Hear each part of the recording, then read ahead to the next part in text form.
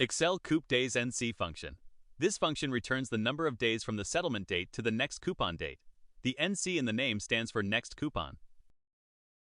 The syntax is COUPDAYSNC with parameters settlement, maturity, frequency, and an optional basis.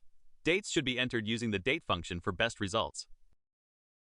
There are 4 arguments: settlement, the settlement date of the security; maturity, the maturity date; frequency, the number of coupon payments per year, which can be 1 for annual, 2 for semi-annual, or 4 for quarterly; and basis, an optional day count basis type from 0 to 4.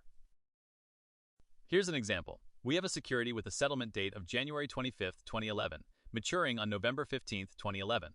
The coupon frequency is semi-annual, and we use an actual over actual day count basis.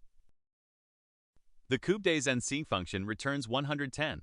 This means there are 110 days from the settlement date of January 25th to the next coupon date. Watch out for common errors. A value error occurs when settlement or maturity is not a valid date. A num error occurs when frequency is not 1, 2, or 4, the basis is out of range, or the settlement date is on or after maturity. Key points to remember. COUPDAYSNC is the complement of COUPDAYBS. Together, COUPDAYBS plus COUPDAYSNC approximately equals COUPDAYS, the total coupon period length. This is useful for accrued interest calculations. Thanks for watching. If you found this tutorial helpful, don't forget to like and subscribe for more Excel tips and tricks. See you in the next one.